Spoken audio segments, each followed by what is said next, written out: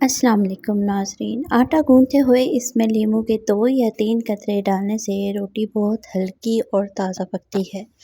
Hand bag की देखभाल। Bags में ख़राबी की इब्तिदा अमूमन ज़िप से होती है। गैर मियारी और नाक़िस ज़िप सबसे पहले टूट-फूट का शिकार होती हैं। हार्डवेयर की दुकान पर बआसानी दस्तयाब बीज़वैक्स का एक टुकड़ा लेकर खुली हुई ज़िप के दंदों पर मल दें। ये पहले से ज़्यादा तेज़ी से काम करेगी। नरम बुरश। मुख्तलिफ जानवरों की खालों से बने बैग्स पर अगर ग्रीस का धब्बा लग जाए तो बेबी पाउडर उस धब्बे पर छिड़क कर उसे 24 घंटे के लिए रख दें। फिर नरम रेशे वाले टूथ ब्रश से मुतसरा जगह को हल्के हल्के से रगड़ें, धब्बा गायब हो जाएगा।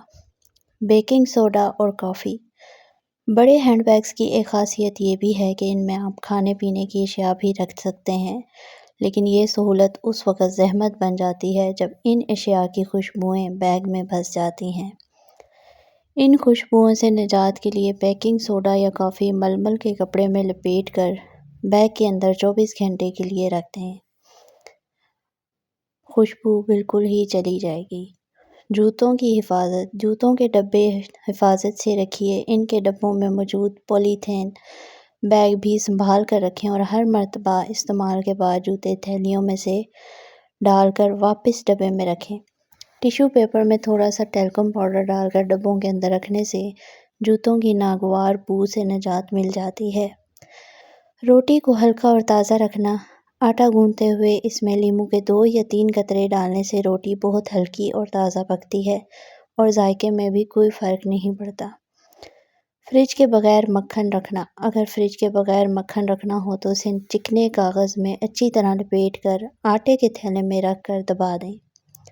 मक्खन हफ्तों तक नहीं पिघलेगा। तंदूरी रोटियों को गर्म करना। ठंडी तंदूरी रोटियों को गर्म करने के लिए इन रोटियों को पानी से थपथपाकर फैले हुए गर्म तवे पर हल्की आंच पर 10 मिनट के लिए रख दें। इस तवे को एक भगोने से ढक दें। 10 मिनट बाद रोटियां निकाल लें। रोटियां बिल्कुल ताज़ा जैसी निकलेंगी। हर चीज़ मिनटों में गलाएं।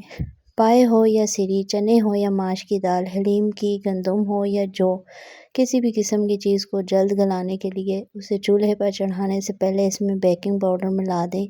बहुत जल्द गल जाएगा। खस्ता कुरकुरे चिप्स बनाते हुए आलूओं को काट कर जिस पानी में रखा जाए उसमें थोड़ा सा नमक डाल दें।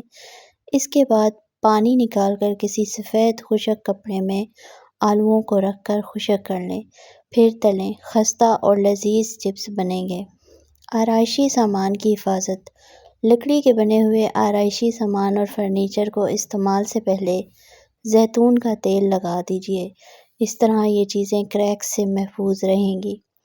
सफ़ेद फर्नीचर के धब्बे। सफ़ेद रंग वाले फर्नीचर से धब्बे साफ़ करने के लिए ठंडा पानी और ज़रा सा सिरका इस्तेमाल कीजिए। मेहंदी का गहरा रंग। मेहंदी के गहरे रंग के लिए ज़रूरी है कि मेहंदी कम से कम 6 घंटे भीगी रहे। इसमें चाय का कहवा, लीमू, इमली और चीनी शामिल हो। इसके बाद इसे इस्तेमाल करें तो गहरा और तेज़ रंग आएगा।